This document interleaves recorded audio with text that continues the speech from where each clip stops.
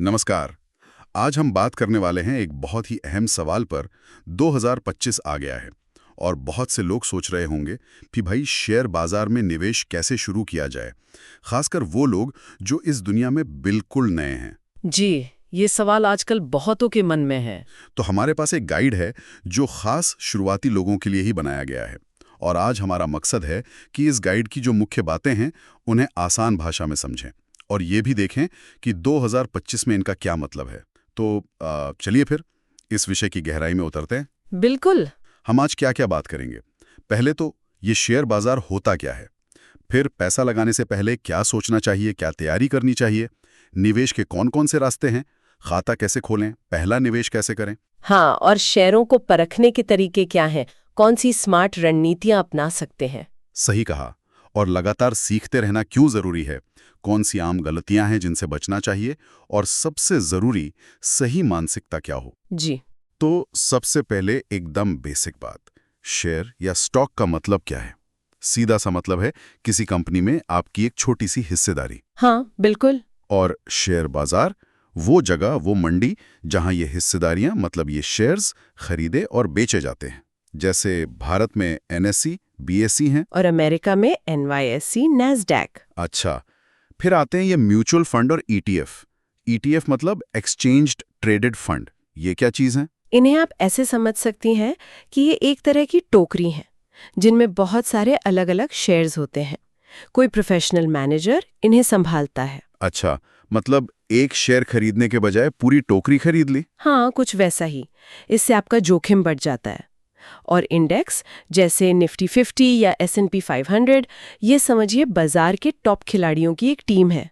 ये दिखाते हैं कि मोटा मोटा बाजार किधर जा रहा है। और सुनने में आ रहा है कि 2025 में नए निवेशक ईटीएफ और इंडेक्स फंड्स को ज्यादा पसंद कर रहे हैं। जी हाँ, ये बिल्कुल सही है।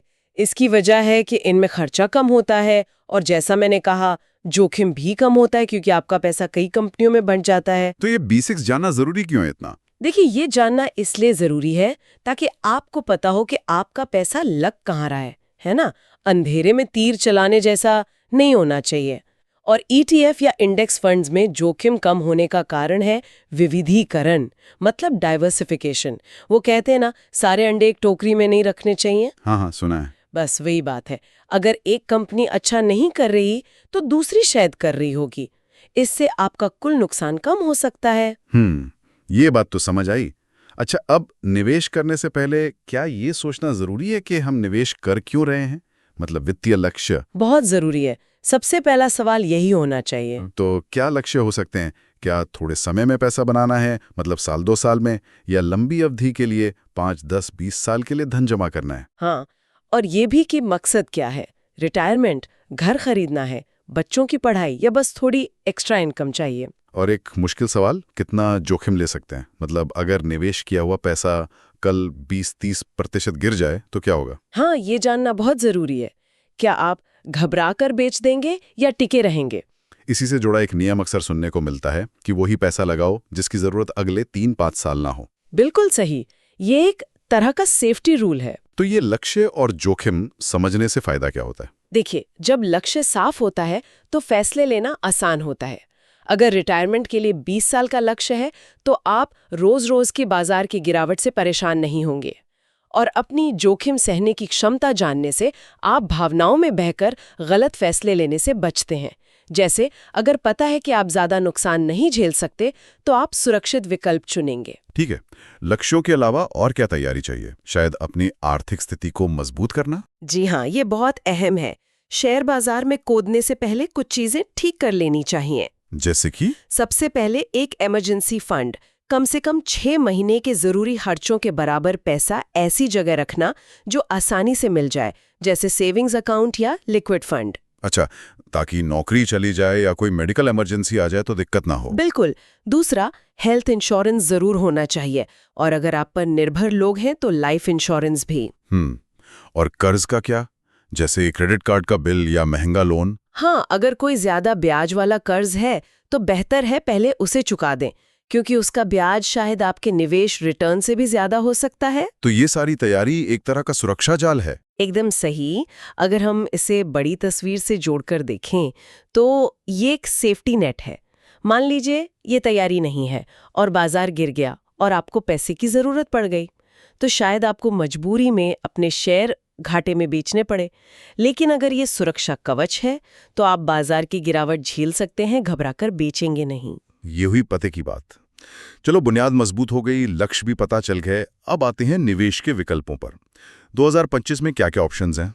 कई ऑप्शंस हैं। सबसे पहला तो शायद सीधे शेयर खरीदना है, डायरेक्ट स्टॉक्स। हाँ, इसमें आप खुद कंपनी चुनते हैं, इसमें जोखिम भी ज्यादा है और मुनाफे की संभावना भी ज्यादा। ये उनके लिए है जो रिसर्च करना पसंद करते हैं। दूसरा विकल्प जिसकी हमने बात की, इंडेक्स फंड या ईटीएफ। जी, ये नए लोगों के लिए काफी अच्छा माना जाता है। कम लागत, जोखिम बटा हुआ और पूरे बाजार के साथ चलने वाला। तीसरा म्यूचुअल फंड, खासकर एसआईपी के जरिए। हाँ, म्यूचुअल फंड में एक फंड मैनेजर आपके लिए निवेश करता है। एसआईपी मतलब हर महीने थोड़ी थोड़ी रकम डालते रहना। ये उनके लिए अच्छा है जो ज्यादा सिरदर्दी नहीं चाहते। इनके अलावा भी कुछ है, जैसे वो रियल एस्टेट वाला कुछ होता है। हाँ, REITs, real estate investment trust. इससे आप बिना प्रॉपर्टी खरीदे रियल एस्टेट में निवेश कर सकते हैं। और बॉन्ड्स वगैरह? जी, बॉन्ड्स या सरकारी सिक्योरिटीज भी हैं। इनमें जोखिम बहुत कम होता है और एक तय रिटर्न मिलता है। ये काफी सुरक्षित माने जाते हैं। तो अगर कोई 2025 में शुरू कर रहा है तो आप क्या सलाह देंगे? कहाँ से शुरू करें? मेरे ख्याल से ज्यादातर नए निवेशकों के लिए इंडेक्स फंड या ETF से शुरुआत करना सबसे सही रहता है। एक बार थोड़ी समझ बन जाए, फिर धीरे धीरे डायरेक्ट स्टॉक्स या दूसरे विकल्पों को देख सकते हैं। मतलब पहले पानी की गहराई नाप लें। बिल्कुल। हर विकल्प का अपना रिस्क और रिवॉर्ड होता है। डायरेक्ट स्टॉक में आप रातों रात अमीर भी बन सकते हैं, हालांकि ऐसा कम होता है और पैसा डूब भी सकता है। बॉन्ड सुरक्षित है पर रिटर्न कम देते हैं। इंडेक्स फंड बीच का रास्ता है, बाजार जैसा रिटर्न, कम लागत, कम झंझट। ठीक है, मान लिया किसी ने तय किया कि इंडेक्स फंड में पैसा लगाना है। अब अगला कदम क्या होगा? खाता खुलवाना पड़ेगा? जी हाँ, इसके लिए आपको एक डीमैट और एक ट्रेडिंग खाता चाहिए। ये डीमैट खाता क्या होता है? बैंक खाते जैसा? हाँ, समझ लीजिए ये आपके शेयरों का डिजिटल लॉकर है और ट्रेडिंग खाते से आप खरीद बिक्री करते हैं। और ये खाते कहाँ खुलते हैं? 2025 में कौन से ब्रोकर अच्छे चल रहे हैं? भारत में आजकल Zerodha, grow, Upstox, angel one जैसे कई ऑनलाइन ब्रोकर काफी पॉपुलर हैं। अच्छा, और खाता खोलना मुश्किल तो नहीं होता? नहीं, अब ज्यादातर प्रक्रिया ऑनलाइन हो जाती है। आप ब्रोकर के वेबसाइट या ऐप पर जाकर KYC प्रक्रिया पूरी करते हैं। KYC मतलब? नहीं चाहिए। जैसे कि? उनकी फीस क्या है, हर ट्रेड पर कितना पैसा लेते हैं, मतलब ब्रोकरेज, कोई सालाना चार्ज है या नहीं, उनका ऐप या वेबसाइट इस्तेमाल करने में आसान है, कस्टमर सर्विस कैसी है, अगर कोई रिसर्च टूल देते हैं तो वो कैसा है। नए निवेशक के लिए कम फीस और आसान प्लेटफॉर्म ज्यादा जरूरी हो सकता है। ठीक है, तो खाता खुल गया, पैसे भी डाल दिए। अब निवेश करते समय क्या ध्यान रखना है? आपने कहा था छोटी शुरुआत करें। हाँ, छोटी शुरुआत करें और दूसरा अहम नियम, फैला के रखें, मतलब डाइवर्सिफाई करें। सारा पैसा एक ही जगह न लगाएं। बिल्कुल नहीं, अपना निवेश अलग अलग इंडस्ट्री या सेक्टर में बांटे, कुछ IT में, कुछ बैंकिंग में, कुछ फार्मा में, कुछ FMCG में। इससे क्या होगा? इससे अगर एक सेक्टर अच्छा नहीं कर रहा तो दूसरा शायद आपके पोर्टफोलियो को संभाल ले, जोखिम कम हो जाता है। एक 80-20 नियम की बात भी होती है। हाँ, ये एक अच्छा गाइडलाइन हो सकता है। मतलब अपना 80% पैसा तुलनात्मक रूप से सुरक्षित विकल्पों में लगाएं, जैसे इंडेक्स फंड या अच्छे म्यूचुअल फंड, और बाकी 20% से आप डायरेक्ट स्टॉक्स में हाथ आजमा सकते हैं, सीख सकते हैं, जहां थोड़ा ज्यादा जोखिम लेने को तैयार हों। तो ये डाइवर्सिफिकेशन जोखिम कम करता है। जी हाँ, सोचिए अगर आपने सिर्फ टूरिज्म कंपनियों के शेयर लिए और कोई महामारी आ गई तो आपका पूरा निवेश डूब सकता है। लेकिन अगर साथ में IT और फार्मा भी है तो शायद स्थिति संभल जाए। 80-20 नियम आपको सुरक्षा और थोड़ी ग्रोथ दोनों के बीच संतुलन बनाने में मदद करता है। अच्छा, अब बात आती है शेयर चुनने की। कैसे पता करें कि कौन सा शेयर अच्छा है या कौन सा फंड? इसके लिए कुछ तरीके होते हैं ना? एनालिसिस। हाँ, मुख्य रूप से 2 तरीके हैं। पहला है फंडामेंटल एनालिसिस। ये क्या होता है? ये लंबी अवधि के निवेशकों के लिए है। इसमें कंपनी की बुनियाद देखी जाती है, वो कमा कितना रही है, मुनाफा कितना है, कर्ज कितना है, मैनेजमेंट कैसा है, क्या कंपनी के पास कोई खासियत है जो उसे दूसरों से अलग करती है। इसके लिए कुछ नंबर्स देखे जाते हैं शायद। PE ratio, ROE। जी, PE अनुपात बताता है कि बाजार कंपनी की कमाई की तुलना में उसे कितना महत्व दे रहा है। आरओई दिखाता है कि कंपनी शेयर धारकों के पैसे पर कितना कमा रही है। ईपीएस यानी हर शेयर पर कमाई और डेट टू इक्विटी अनुपात बताता है कि कंपनी पर कर्ज कितना है। ये तो काफी टेक्निकल लग रहा है। दूसरा तरीका क्या है? दूसरा है टेक्निकल एनालिसिस। ये ज्यादातर कम अवधि के ट्रेडर इस्तेमाल करते हैं। इसमें क्या देखते हैं? इसमें शेयर के पुराने दाम के चार्ट, पैटर्न और वॉल्यूम यानी कितनी खरीद बिक्री हो रही है देखकर ये अंदाजा लगाने की कोशिश करते हैं कि आगे कीमत किधर जा सकती है। इसमें मूविंग एवरेज, आरएसआई, मैकडी जैसे इंडिकेटर इस्तेमाल होते हैं। तो नए निवेशक को किस पर ध्यान देना चाहिए, फंडामेंटल या टेक्निकल? मेरी सलाह तो यही रहेगी कि नए निवेशक जो लंबी अवधि के लिए आ रहे हैं उन्हें फंडामेंटल एनालिसिस पर ज्यादा ध्यान देना चाहिए। कंपनी को समझना ज्यादा जरूरी है। पर कितना गहरा एनालिसिस? क्या हर चीज का एक्सपर्ट बनना पड़ेगा? नहीं, बिल्कुल नहीं। शुरुआत में आप कंपनी क्या करती है ये समझें, उसके मुख्य कॉम्पिटिटर्स कौन है, मैनेजमेंट भरोसेमंद है या नहीं, और 2-3 मुख्य अनुपात जैसे पीई और डेट टू इक्विटी देख लें। इतना काफी है शुरू करने के लिए। ठीक है। एनालिसिस के अलावा निवेश करने के कुछ स्मार्ट तरीके भी हैं शायद, जैसे एसआईपी। हाँ, एसआईपी यानी सिस्टमैटिक इन्वेस्टमेंट प्लान तो बहुत ही पॉपुलर और कारगर तरीका है। हर महीने एक तय रकम म्यूचुअल फंड या ईटीएफ में डालते रहना, जिससे अनुशासन बना रहता है। बिल्कुल। और एक और तरीका है डॉलर कॉस्ट एवरेजिंग, या भारत में कहें तो रुपी कॉस्ट एवरेजिंग। ये क्या है? एसआईपी जैसा ही? हाँ, सिद्धांत वही है। आप बाजार के उतार चढ़ाव की चिंता किए बिना नियमित रूप से एक तय रकम निवेश करते हैं। जब बाजार गिरा होता है तो आपको ज्यादा यूनिट मिलते हैं, जब चढ़ा होता है तो कम। इससे आपकी औसत खरीद कीमत ठीक रहती है। और एक और बात सुनिए, खरीदो और भूल जाओ, मतलब बाय एंड होल्ड। हाँ, बाय एंड होल्ड। अच्छी कंपनियों या फंड्स को चुनकर उनमें लंबे समय तक, मतलब 5, 10, 15 साल या उससे भी ज्यादा बने रहना। एक मशहूर कहावत है, time in the market beats timing the market. मतलब बाजार में टिके रहना ज्यादा जरूरी है बजाय सही समय ढूंढने के। एकदम सही। ये रणनीतियां SIP, rupee cost averaging, buy and hold ये आपको भावनाओं में बहने से रोकती हैं, डर और लालच पर काबू रखने में मदद करती हैं, और सबसे बड़ा फायदा मिलता है कंपाउंडिंग का। हाँ, वो चक्रवृद्धि ब्याज वाला जादू। बिल्कुल। जब आपके मुनाफे पर भी मुनाफा बनने लगता है तो समय के साथ आपका पैसा तेजी से बढ़ता है। यही लंबी अवधि के निवेश की ताकत है। सीखते रहना भी जरूरी है। सीखते रहना तो बहुत जरूरी है। बाजार और अर्थव्यवस्था हमेशा बदलते रहते हैं। तो अपडेट कैसे रहें, क्या करें? वित्तीय समाचार पढ़ते रहें। मनी कंट्रोल, इकोनॉमिक टाइम्स जैसे स्रोत हैं। देखें कि बाजार में कौन से नए ट्रेंड चल रहे हैं।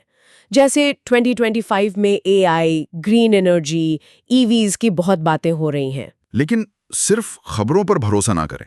नहीं, अपनी रिसर्च जरूर करें। कुछ अच्छी किताबें भी पढ़ सकते हैं, जैसे बेंजामिन ग्राहम की द इंटेलिजेंट इन्वेस्टर या पीटर लिंच की one up on wall street. हाँ, ये नाम तो सुने हैं। सीखना इसलिए जरूरी है क्योंकि जो आज चल रहा है जरूरी नहीं कल भी चले। नई टेक्नोलॉजी आती है, नियम बदलते हैं। और ये भी देखें कि जानकारी कहाँ से मिल रही है, स्रोत भरोसेमंद है या नहीं। आजकल सोशल मीडिया पर बहुत सारे गुरु हैं, उनसे सावधान रहना चाहिए। हाँ, वो रातों रात अमीर बनाने वाले टिप्स। उनसे तो बचकर ही रहें। जरूरत लगे तो किसी सर्टिफाइड फाइनेंशियल एडवाइजर से सलाह लें। अब बात करते हैं उन गलतियों की जो नए निवेशक अक्सर कर बैठते हैं। कौन सी हैं वो आम गलतियां? सबसे पहली गलती, बिना किसी लक्ष्य के निवेश करना। बस किसी ने कह दिया तो कर दिया। दूसरी, सुनी सुनाई बातों पर, खासकर व्हाट्सएप या सोशल मीडिया टिप्स पर आंख बंद करके भरोसा करना। ये शेयर खरीद लो पक्का ऊपर जाएगा टाइप। हाँ, बिल्कुल। तीसरी गलती, सारा पैसा एक ही शेयर या एक ही सेक्टर में लगा देना। डाइवर्सिफिकेशन ना करना। चौथी गलती, बाजार गिरने पर घबराकर सब कुछ बेच देना, जिसे पैनिक सेलिंग कहते हैं। और शायद सबसे बड़ी गलती, ये सोचना कि शेयर बाजार से जल्दी से अमीर बन जाएंगे। हाँ, रातों रात अमीर बनने की उम्मीद रखना। शेयर बाजार कोई लॉटरी नहीं है, इसमें समय और धैर्य लगता है। इन गलतियों का असर तो काफी बुरा होता होगा। बहुत बुरा। ये आपके पूरे निवेश को खत्म कर सकती हैं। बिना लक्ष्य के निवेश भटकाव लाता है। टिप्स पर निवेश जुआ है। डाइवर्सिफाई न करना बड़ा जोखिम है। और पैनिक सेलिंग आपके अस्थायी घाटे को स्थायी बना देती है। इसलिए भावनाओं पर काबू रखना और अनुशासन बहुत जरूरी है। चलिए एक उदाहरण लेते हैं। मान लीजिए कोई हर महीने 10,000 रुपए निवेश करना चाहता है, तो 2025 में एक सैंपल पोर्टफोलियो कैसा हो सकता है? ये सिर्फ एक आइडिया है। हाँ, बताइए। हो सकता है 5,000 रुपए निफ्टी 50 इंडेक्स फंड में, भारत की टॉप कंपनियों में, 2,500 रुपए किसी अमेरिकी इंडेक्स फंड जैसे S&P 500 ETF में, थोड़ा ग्लोबल डाइवर्सिफिकेशन। अच्छा, इंटरनेशनल एक्सपोजर। हाँ, फिर 1,500 रुपए किसी अच्छे ब्लू चिप म्यूचुअल फंड में, बड़ी भारतीय कंपनियों में थोड़ा और बचे हुए 1,000 रुपए से 1-2 डायरेक्ट स्टॉक्स जिन पर रिसर्च की हो, सीखने के लिए। ये काफी संतुलित लग रहा है।